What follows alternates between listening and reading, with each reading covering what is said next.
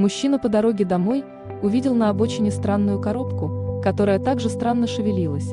Подойдя поближе, он был шокирован, когда увидел в этой коробке маленького котенка.